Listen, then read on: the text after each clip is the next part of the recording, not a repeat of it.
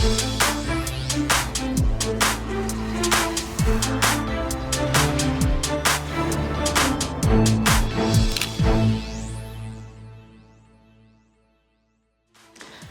eu te disser que eu tô gag, porque onde que tu vai tancar essa conversa? Tu acharia que eu tô completamente delulu? Porque hoje a gente vai falar sobre um idioma que parece português, mas que às vezes exige tradução simultânea. E você sabe o que significa farmar aura? E quando alguém diz que uma ideia flopou? E tem também o misterioso 6-7 que aparece nas redes sociais e deixa muita gente tentando entender o contexto antes de responder. Essas expressões que nasceram na internet, ganharam as ruas e estão mudando a forma como a geração Z se comunica, são o tema do programa de hoje. E para evitar shade, nós conversamos mais sobre isso daqui a pouquinho. Também o mais recente livro do escritor Jandiro Koch, com textos que unem pesquisa e reflexão e os detalhes de um congresso internacional que vai debater estresse e saúde mental aqui em Porto Alegre. Fica com a gente, o Revista começa agora.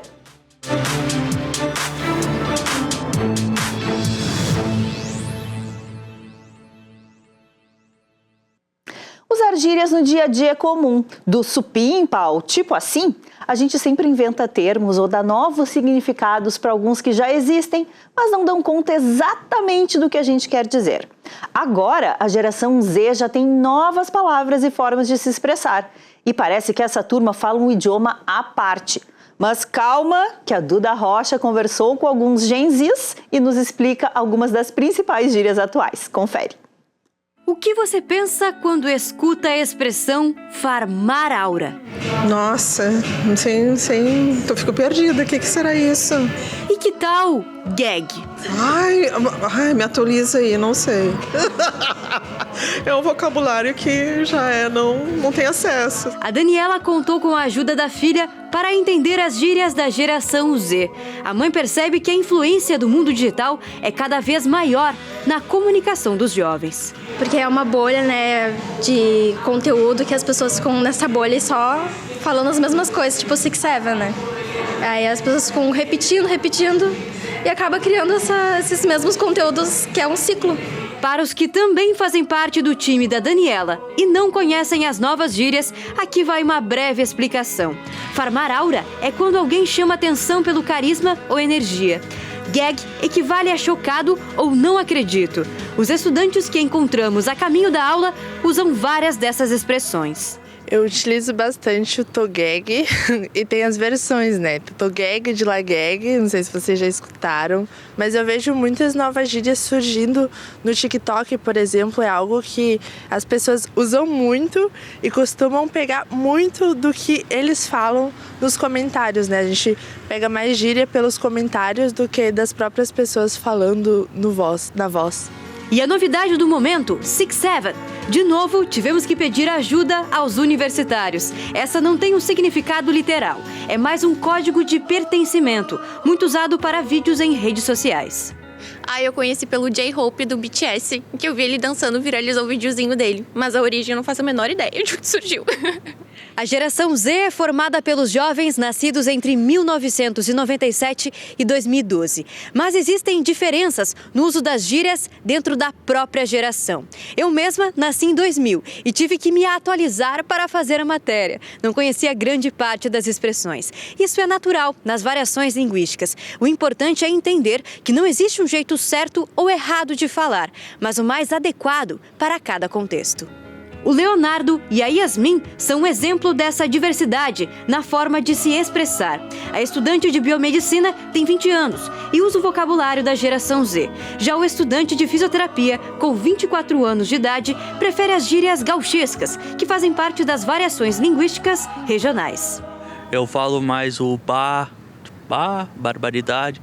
Também uso um palavrão e boto o tchê no final.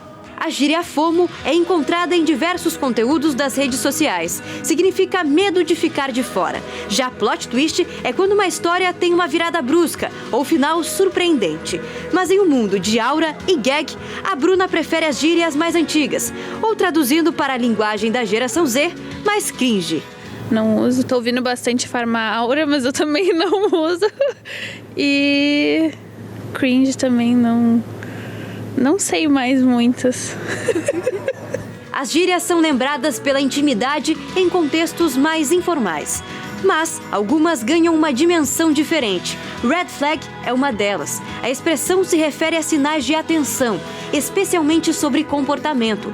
Por exemplo, um homem gritar com a parceira em um relacionamento amoroso é uma red flag grave de que a relação pode estar sendo abusiva. Já outras, como flopar, ganharam muitos adeptos no mercado de trabalho, auxiliando profissionais a falarem sobre a performance dos conteúdos publicados nas redes sociais. Do flopar é mais para marketing dos vídeos, sobre os vídeos não estarem tendo muito mais visualizações. Alguns gírias são usados no marketing e no mundo digital.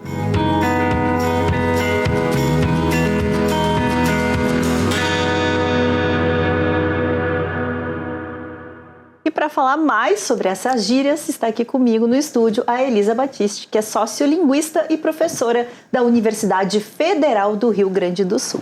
Bem-vinda, Elisa. Obrigada. A gente sempre usou gíria, né?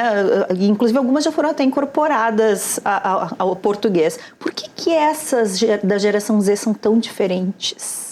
Porque tem a ver com as experiências da geração Z. E em cada geração, as experiências e aquilo que a gente vive nos provê jeitos. As gírias fazem parte de um jeito ou de um estilo de se apresentar ou de se comunicar. E a matéria falou bastante bem sobre isso. Se a gente tem na gíria uma alternativa, uma variação, a gente se apresenta de uma maneira diferente. Não só comunica uma ideia, mas comunica num universo simbólico, num certo contexto. Por isso a galera ali se encarregou de dizer, olha, tem a ver com o videozinho do BTS, tem a ver com a tecnologia, ou o menino que é mais do lado gauchesco. Tudo é simbólico e também comunicativo. E é uma maneira das pessoas se expressarem, de marcarem pertencimento, de se situarem em relação às outras pessoas. Se você usa uma gíria da tecnologia, você simboliza para o outro que você pertence a um certo grupo que talvez a outra menina ou menino não pertença. Somos todos assim, né, os seres humanos. Em algum nível, é verdade. Essa questão da tecnologia, a gente vê que muitas dessas expressões realmente vêm não necessariamente do uso da tecnologia em si, mas do uso de gadgets tecnológicos ou de aparelhos ou mesmo plataformas que surgiram e que ganharam corpo em função dessa sociedade mais tecnológica que a gente vive, como as redes sociais. A internet, de alguma forma, mudou a velocidade da criação das gírias?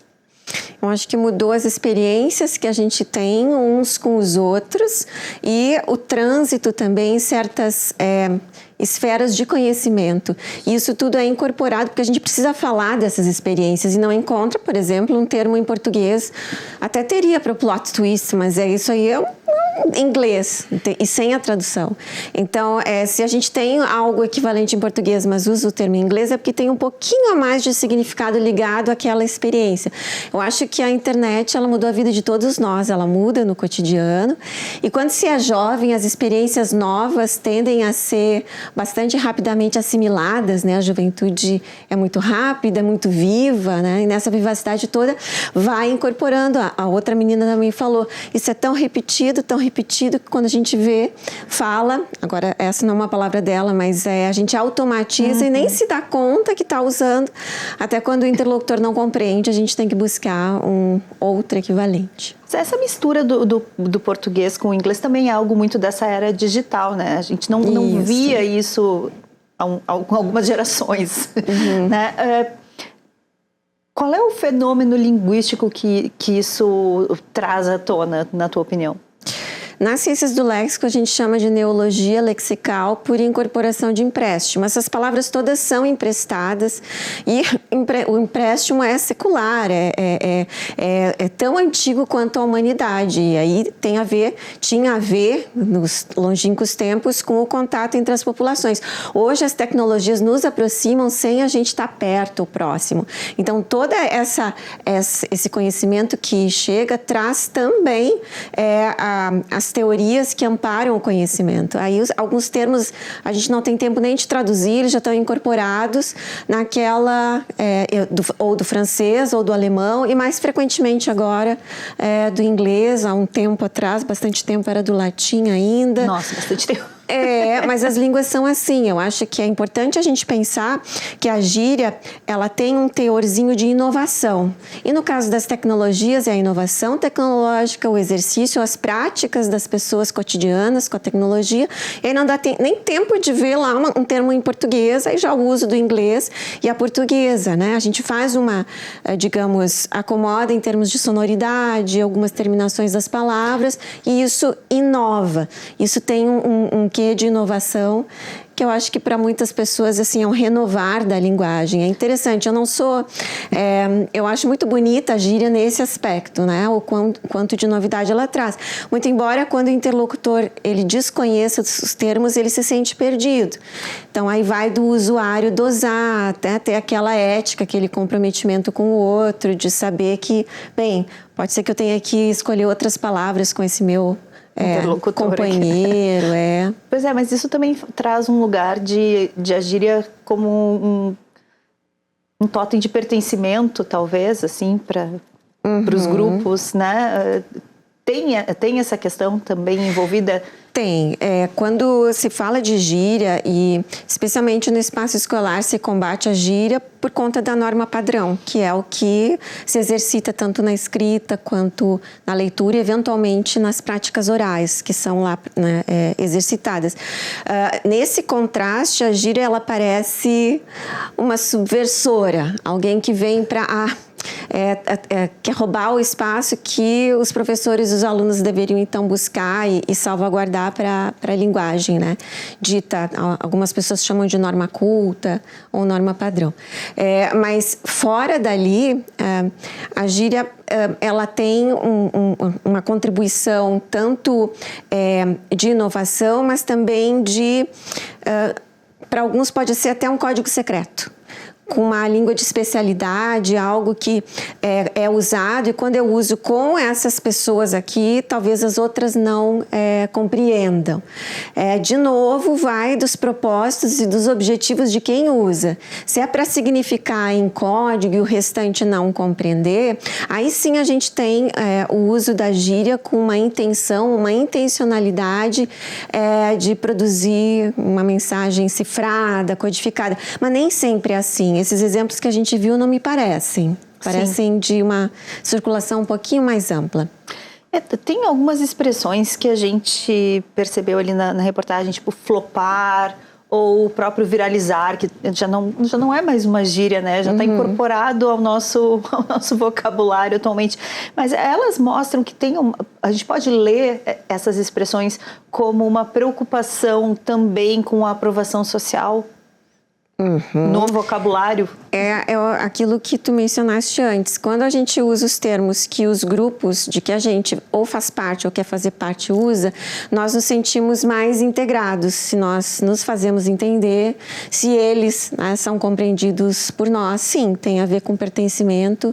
E em algumas fases da vida, e eu seleciono a adolescência, pertencer, fazer parte de é muito importante. Identificar-se como constituidor, né, da pessoa em relação aos outros. Então, tem que ir muito cuidado com esse banimento, esse medo de gírias, porque elas podem, se bem utilizadas, estou pensando na situação de educação e de ensino, como um degrau para ir adiante, elas podem tanto aproximar professores, alunos, tornar esses momentos de reflexão sobre linguagem mais saborosos e mostrar justamente esse dinamismo da língua, essa vivacidade, esse renovar. Era isso que eu ia te perguntar, se elas podem ser trampolim para o ensino, né? Se elas são a porta de entrada, de alguma forma, para o ensino da língua. A BNCC, desde 2017, 2018, já incorpora o trabalho com variação linguística durante o ensino fundamental, os anos do fundamental e o médio. Então, é uma temática que se exclui só em alguns anos, e isso pode fazer parte de sequências didáticas ou projetos longitudinais, né, ao longo dos anos e também entre as disciplinas. Então, você pode desde pensar sobre questões históricas, sociais, sociais, especificamente de línguas, de comunicação. Tem algumas sugestões, inclusive, de fazer reflexão sobre e praticar no formato de perguntas e respostas, como entrevistas. Então, acho que é um tantinho de se conhecer os sujeitos, o potencial da linguagem, é algo que é importante para o crescimento das pessoas e aí para um lugar que a gente deve dar. Quanto mais a gente conhece, consegue dar um melhor lugar para as gírias no nosso cotidiano e saber quando não usar, quando precisa esclarecer. E a galera não precisa ser ensinada de quando usar, eles já sabem.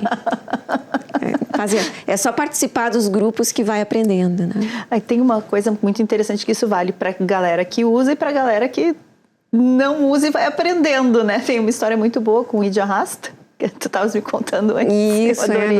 Isso em sala de aula, meus professores, tá? Meus alunos foram meus professores e me ensinaram, estavam tentando dizer alguma coisa. Professora, isso aí foi de arrasta para cima. E eu não entendi. E aí eles me disseram, ela não usa. Eu tenho redes sociais, mas eu uso as redes para olhar e eu não posso, então não faço essas. Mas aí, dos meus alunos, eu dou aula para calouros na universidade. Eles têm em torno de 18 anos, 20. Aí perguntei para minha filha, que tem 26, e ela já adicionou uma nuance de sentido diferenciada.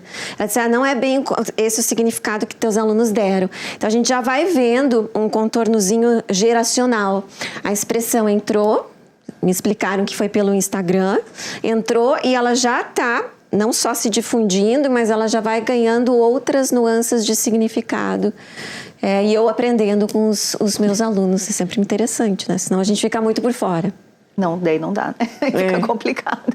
O que determina se uma expressão vai virar uma gíria super utilizada ou se, como diriam então os Gen Zs, ela vai flopar? Quando ela sai dos grupos menores e se espalha na sociedade. E espalhar-se na sociedade significa a gente já não localizar mais nem por idade, nem por profissão. A gente pode até historicamente selecionar, olha, isso surgiu na área tal, mas muitos dos usuários nem vão saber. Existe uma espécie de inconsciência na linguagem, inclusive nas raízes históricas, quando ela é de fato incorporada à língua. E a gente vai usando no cotidiano. O verbo flopar, ele já tem essa terminação verbal, que é do português. Então, já se acomodou bastante bem. Isso que era gíria, esse termo já é termo para mim. Eu costumo dizer, olha, minha palestra lá flopou total. E para mim não existe outra palavra melhor do que essa para dizer o que aconteceu que pode acontecer nesses momentos. Isso é uma coisa que é muito legal da gíria, né? Ela comunica para além do significado literal, né? E a gente precisa, às vezes, disso, porque às vezes as palavras que a gente tem não dão conta exatamente, não? A linguagem, ela é assim, inclusive no vernáculo, no falar do cotidiano. A gente tem nas palavras recursos para significar, a gente chama de recursos sociolinguísticos. Eles estão tanto lá disponíveis quanto são usados. E quando eles são usados é como a nossa conversa aqui, eles são usados em contexto. Então é possível que alguns dos significados selecionados sejam ligados imediatamente ao que a gente está fazendo, ao contexto da fala. No caso, esses termos neológicos, esses da tecnologia, que vem com tanta explicação, é porque, de fato, ainda está muito íntima a ligação entre a gíria e o fato gerador, para a gente poder entender. Mas, à medida que isso vai se espalhando, se difundindo para além desses grupos usuários da tecnologia, mais vai permanecendo ou vão permanecendo estáveis os significados selecionados, associados a esses termos por uma espécie de seleção ou filtro, que é o filtro do usuário. Eu já nem sei, eu estava tentando me lembrar quais eram as gírias de alguém que foi jovem nos anos 80. Eu disse, meu Deus, provavelmente a gente usa hoje essas palavras e já nem se lembra mais, assim. Já não são mais gírias, né? Ou mesmo as palavras tabu, aquilo que um dia foi palavrão, que a gente já não tem mais tanto receio de usar. E eu acho que esse sabor, esse colorido que essas novas palavras trazem, porque um tanto delas é bastante metafórico, é muito figurativo. A figuração, ela resume Eu não preciso dizer em 3, 4 sentenças algo que uma palavra só traz. Eu acho que esse é o poder das palavras e das gírias na sua ligação com ou os jovens, a juventude, ou se a gente pega, tem trabalhos muito bonitos sobre gírias usadas por detentos em casas em penitenciárias, casas de detenção. Aí tem subáreas ali dentro, que desde a tipificação do crime até a relação, então o espelhamento da relação do criminoso com as autoridades. Interessante. É tratado como gíria, porque tem a ver com o jargão ou o calão. Então, não só as gírias, elas são históricas, elas compõem a linguagem ou o vocabulário. Daria para a gente exagerar, desde que a humanidade é a humanidade. E agora a gente está com isso tudo ligado ao universo da tecnologia para aprendermos, né? É verdade. Bom, a Gen Z e suas gírias também fazem parte de audiovisuais que foram produzidos aí nos últimos tempos, e hoje a gente trouxe aqui no estúdio 4 deles. Nós vamos te mostrar agora cada um. O primeiro deles é Eu Sou a Geração Z, de 2021. O filme analisa os desafios enfrentados pela geração Z, abordando como algoritmos, telas e o ambiente online agem em nossas rotinas diárias e formam a identidade. Por meio de entrevistas com especialistas, o documentário detalha a dependência tecnológica e os perigos dessa trajetória no mundo. Geração Z no Perrengue, de 2022. O reality show acompanha 10 jovens adultos mimados e super protegidos que são largados na natureza selvagem, forçados a se desconectar da internet e a enfrentar perrengues reais para aprender a amadurecer. TikTok, o aplicativo mais popular do mundo, de 2021.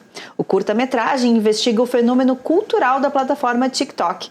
O longa expõe o sucesso dos vídeos curtos e o viciante algoritmo, ao mesmo tempo em que aborda os lados sombrios do app, como moderação de conteúdo, privacidade de dados e risco à saúde mental dos usuários. E 8ª série, de 2018. Keila é uma garota de 13 anos que enfrenta um mal comum, a adolescência. Oprimida pelas emoções, ela precisa enfrentar a mudança de escola, novas responsabilidades e as mudanças no corpo ao entrar no ensino médio.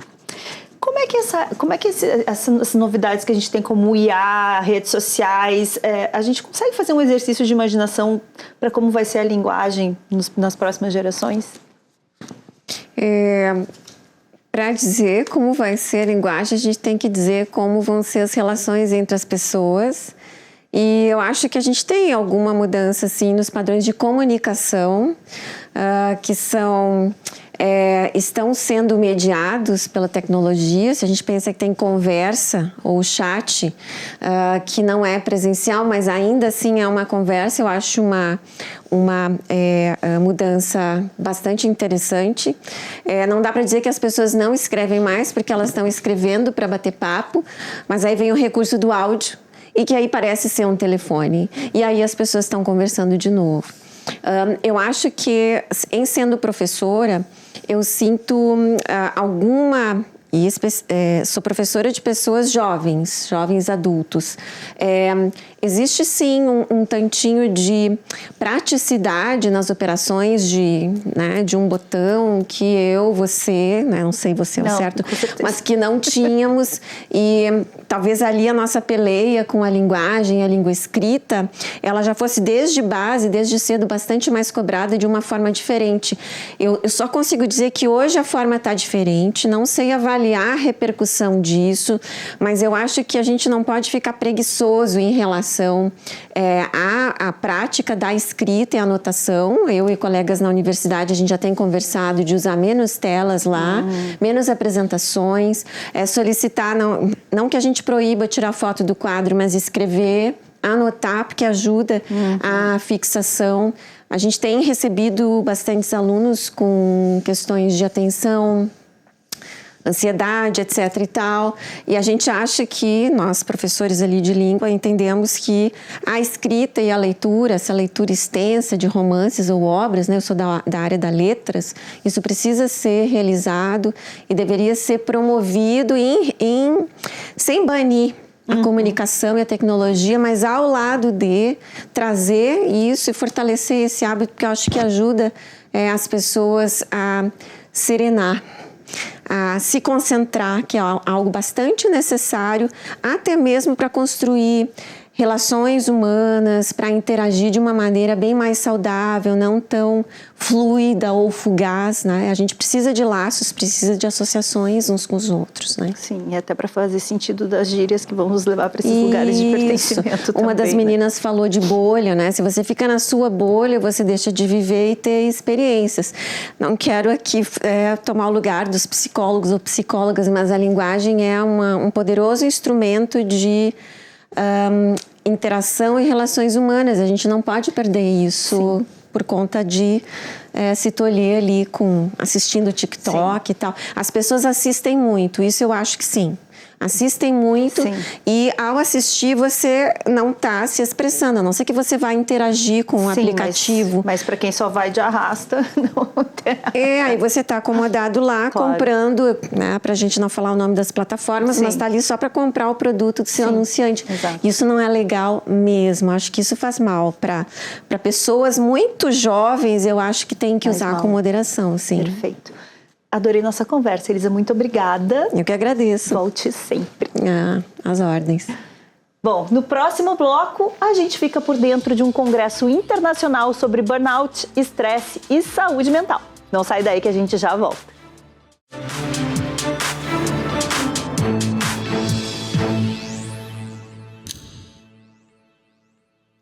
Tem mistura de documentário e ficção na tela da Cinemateca Capitólio. Branco sai, preto fica, parte de um fato real para contar a história de um grupo de jovens da periferia de Brasília que tem as vidas marcadas após um acontecimento trágico. Sessão às 19h, ingressos na bilheteria da Cinemateca. O baile vai ser louco aqui no quarentão, os moleques estão de quina me esperando ali, irmão. A bagaceira vai ser louca e o bicho vai pegar, com certeza mestre Biba deve estar por lá. E ainda dá tempo de conferir exposições incríveis aqui na cidade. Reinaugurada recentemente, a Galeria Bolsa de Arte traz a exposição Stromboli. Com curadoria de Bernardo José de Souza, a mostra reúne artistas de diferentes gerações e geografias. E parte da força vulcânica de Stromboli para pensar o corpo como matéria plástica em permanente metamorfose, atravessada por forças antagônicas, fragilidade, risco, violência e paixão. A visitação é gratuita e pode ser feita de segunda a sexta, das 10 da manhã às 7 da noite e aos sábados, das 10 às 5 da tarde. Informações no site da galeria. E atenção, o governo do estado está com inscrições abertas para municípios, instituições públicas e privadas, coletivos, produtores culturais e representantes da sociedade civil que queiram promover atividades durante o Dia do Patrimônio. Com foco em promover a valorização do patrimônio e a educação patrimonial, as atividades propostas devem acontecer em agosto, ao longo do mês, ou no fim de semana dos dias 15 e 16, quando deve acontecer a maior parte da programação. Entre as atividades que podem ser inscritas estão palestras, rodas de conversa, workshops, oficinas, feiras, exposições, festivais, caminhadas culturais, trilhas e apresentações artísticas. As inscrições vão até o dia 3 de julho por meio de um formulário de inscrição. É necessário incluir informações básicas dos organizadores e o detalhamento das atividades. Dúvidas e mais informações podem ser obtidas pelo e-mail diaestadualdopatrimônio@cedac.rs.gov.br e pelo WhatsApp 51 985 94 8330. E entre terça e quarta-feira, a capital gaúcha vai ser palco do 26º Congresso sobre Estresse. Com uma programação extensa, o evento traz palestras, workshops, debates, minicursos e exposições de trabalhos relacionados a estresse, qualidade de vida e saúde mental. E para contar um pouquinho mais do que vai rolar por lá, a gente recebe aqui a Nadine Fabiani, que é psicóloga e mestra em envelhecimento humano. Seja bem-vinda, Nadine. Muito obrigada pelo convite. É incrível estar aqui com vocês e falar de um tema tão importante, um evento que é tão extraordinário como o da ISMA. Por que a gente segue precisando falar tanto sobre estresse em pleno 2026? A gente precisa falar cada vez mais sobre estresse, sobre saúde mental, sobre esgotamento. E a gente busca muito por um equilíbrio que a gente não sabe exatamente se ele vai existir. Se fala muito sobre ter um balanço entre vida pessoal e vida profissional, e na verdade a gente passa uma vida inteira buscando esse tal work balance, né? E a gente se perde na nossa correria, a gente se perde muitas vezes na nossa má gestão do tempo, e isso tem afetado muito a nossa saúde mental. E a nossa saúde mental afeta tudo, porque tudo depende da nossa saúde mental. O nosso trabalho, as nossas atividades, a nossa família, né? Os nossos filhos, os nossos amigos, as nossas escolhas. Então precisamos falar muito sobre. Mas aí eu vou te perguntar, todo o estresse é ruim ou existem tipos de estresse? Ou o estresse é bem-vindo em alguma situação? Então, é muito importante a tua pergunta. Existe um estresse que ele é positivo.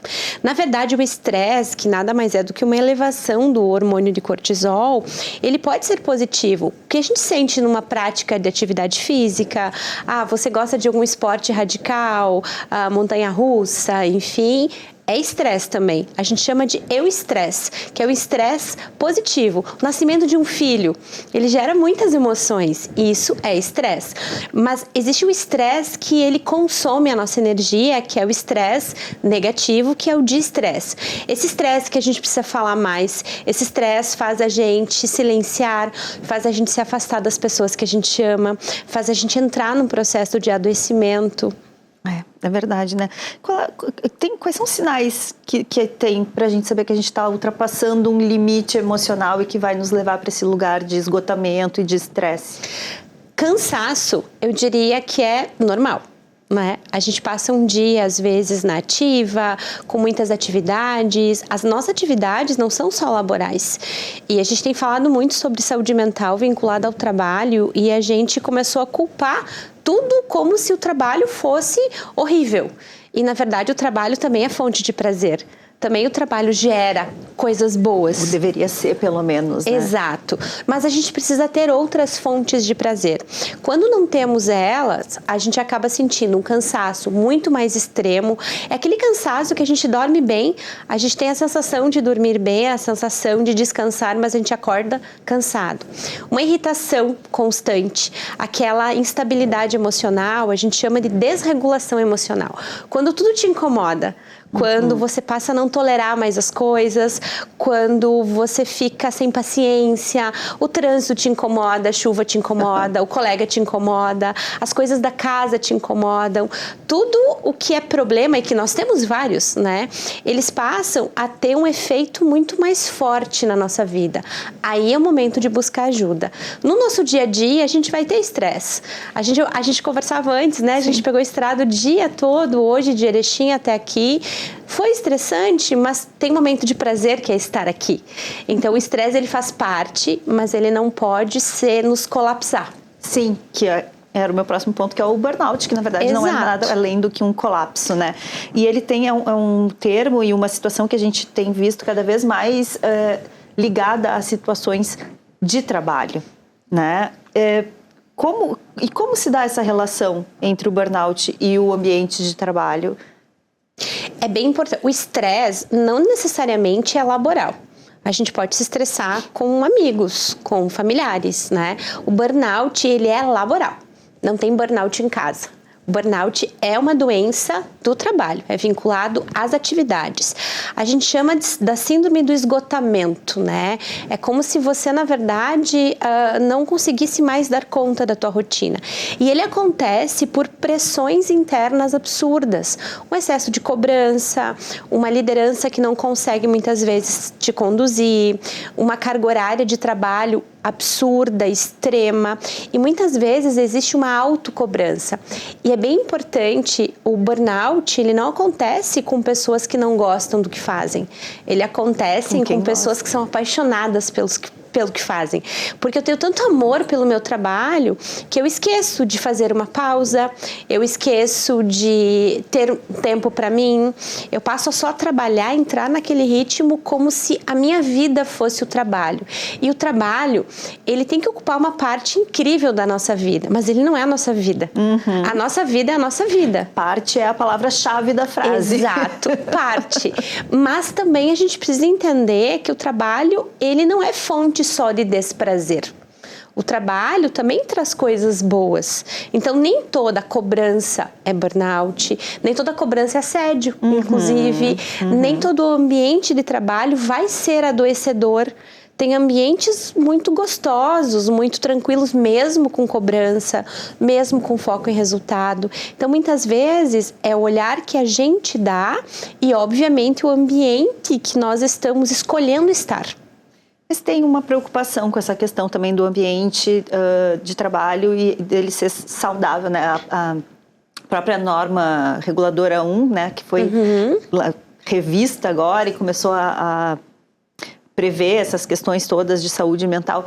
E esse é um tema que vai estar, inclusive, no Congresso. Vamos falar muito no evento sobre isso. Como é que essas questões da NR1 afetam na prática os cuidados com a saúde mental? Então, a NR1, ela existe há muitos anos, né? Foi criada na década ali de final de 68, 69, 70. E ela foi atualizada há 2 anos. Entrou em vigor agora as fiscalizações dia 26 agora de maio.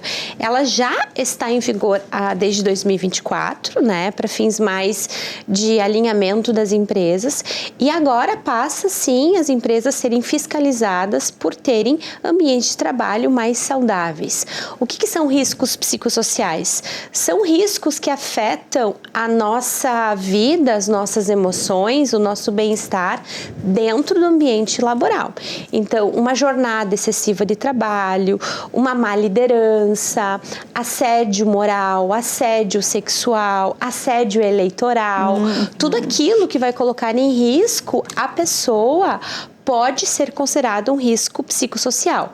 Mas é importante a gente deixar claro, e esse é o medo de muitas empresas, eu sou psicóloga organizacional há 26 anos, o quanto nem tudo é assédio. Uma cobrança não é assédio.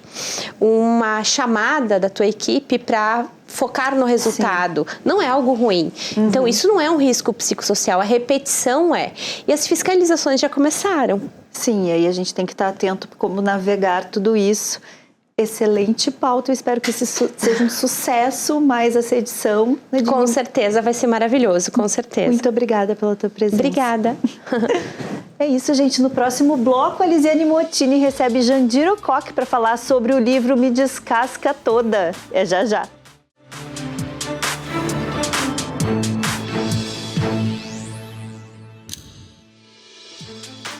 E começou mais um Literatura, momento de conhecer uma obra literária e o autor por trás dela. O nosso convidado de hoje literalmente veio para causar. Ele é historiador, mestre em ambiente e desenvolvimento, especialista em gênero e sexualidade, um dos nomes mais potentes da literatura LGBTQI APN+, do Rio Grande do Sul. Eu tô falando nada mais, nada menos de Jandira Ocoque, que está aqui do nosso lado. Seja muito bem-vindo. Obrigadíssimo pelo convite, super contente em estar aqui podendo divulgar essa obra nova.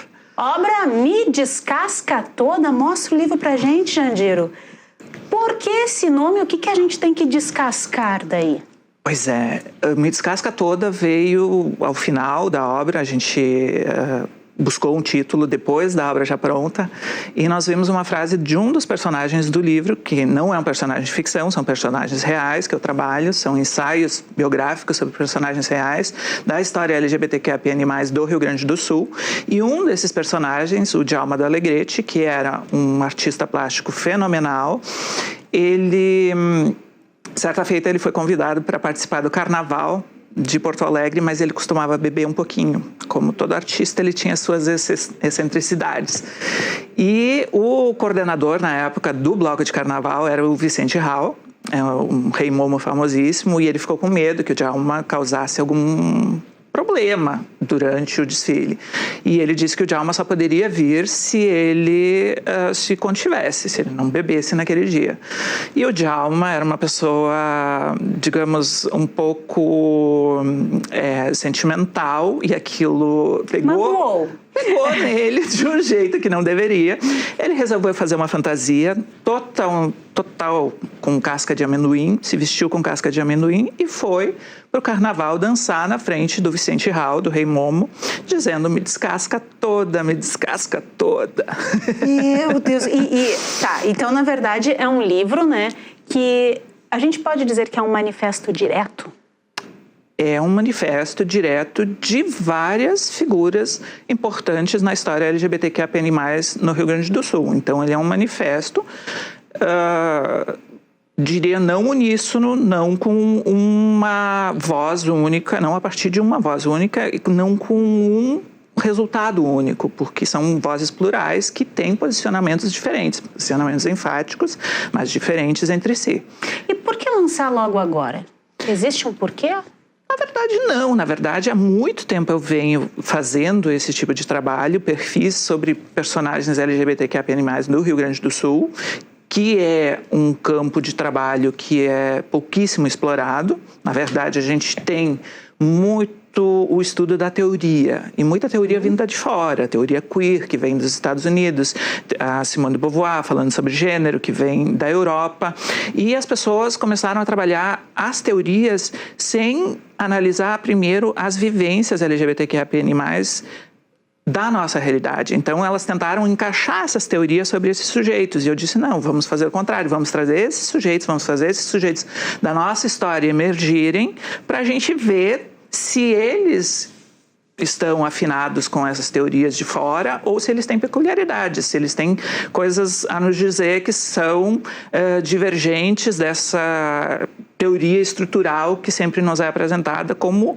algo, digamos assim, um pouco limitador, né? É um modus, assim, de comportamento e de sentimento igual que se pretende que várias pessoas tenham tido, e na verdade a gente vê que não é bem isso. Tanto que a gama, que como eu te disse no começo, a gama de pessoas é muito diferente, são 16 personagens, eu tenho desde personagens da elite literária do Rio Grande do Sul, passando por artistas plásticos, personagens negros, personagens brancos, personagens heterossexuais, inclusive, que foram importantes na história LGBTQIAPN+, do Rio Grande do Sul.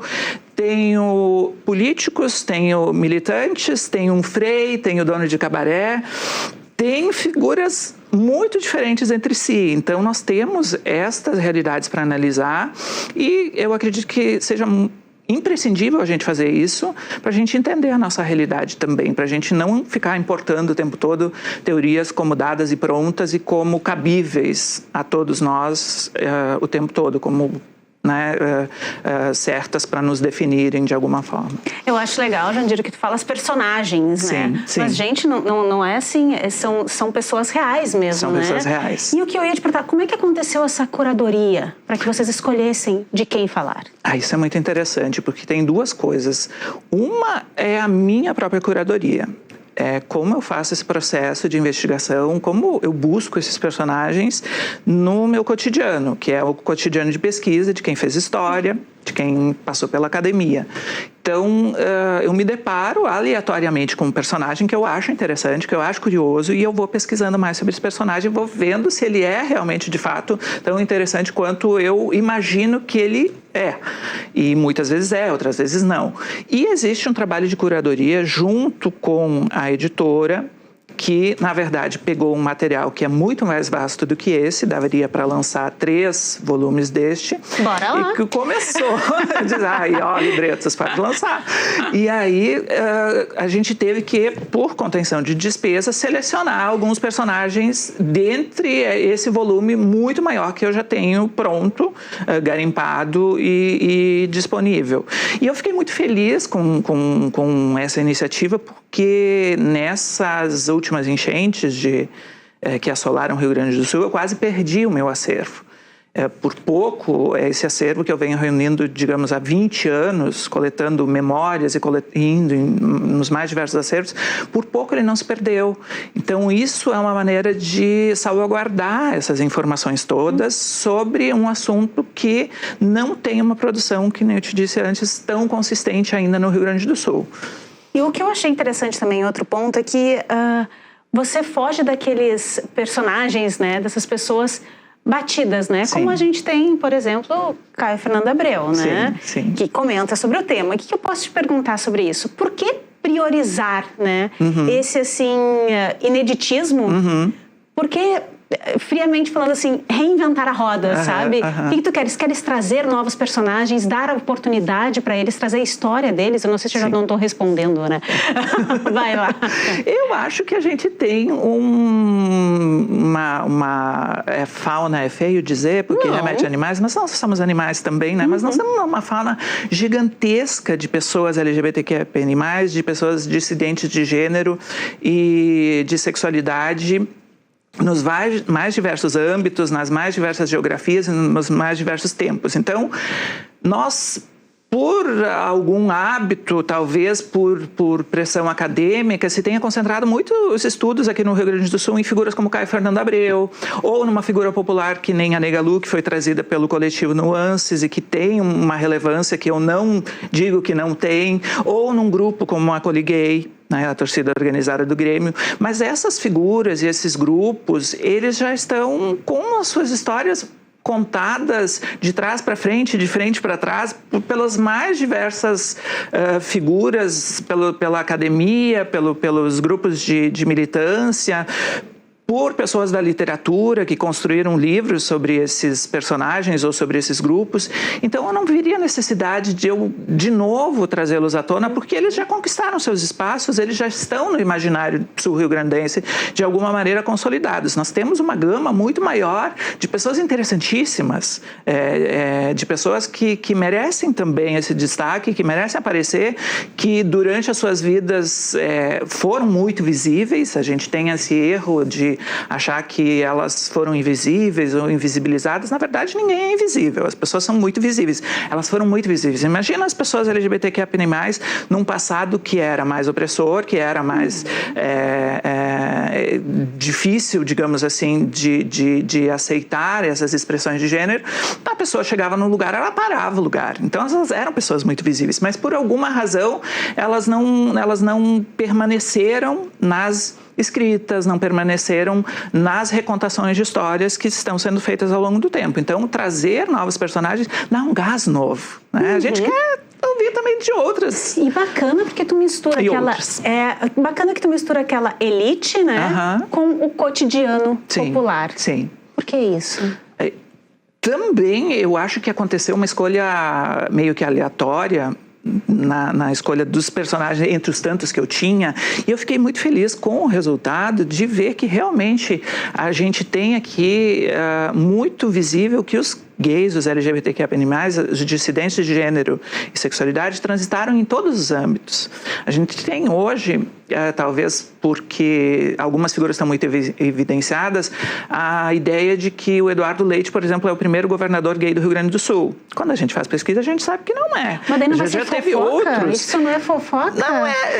As pessoas têm muito isso, né? De acharem que quando a gente vai produzir sobre LGBTQIA+, a gente está fazendo fofoca. Exatamente. Que a gente está falando da intimidade sexual das pessoas. E, na verdade, não é. A gente está falando de modos comportamentais, jeitos, estratégias que as pessoas tiveram para sobreviver e para poder ser felizes num tempo em que isso era difícil, num tempo que isso não era tão possível quanto hoje, em que a gente tem os direitos humanos mais balizados, a gente tem conquistas bem definidas e a gente tem direitos que a gente pode alcançar, inclusive via judicial, se for necessário.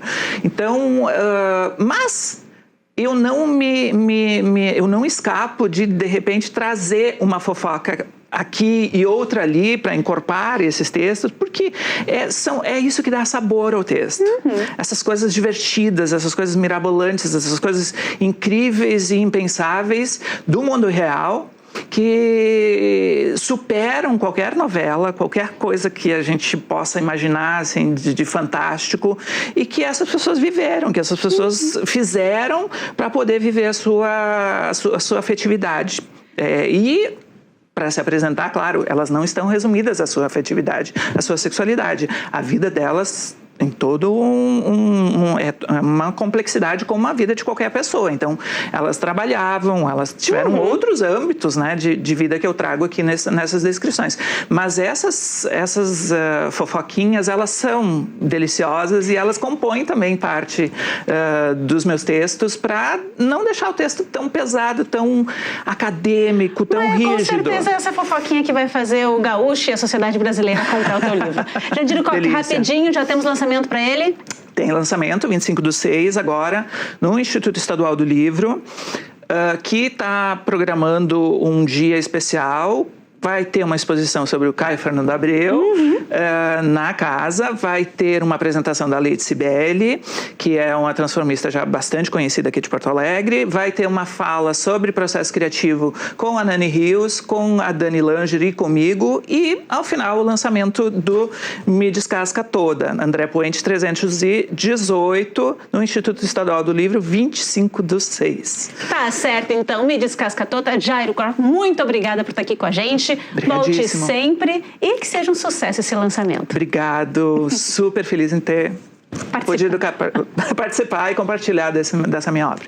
Gente, então, o próximo Literatura, semana que vem, não perca, tem uma nova obra e o autor por trás dela. Até lá! Bora de previsão do tempo com o Lucas Canever. Oi, Lucas!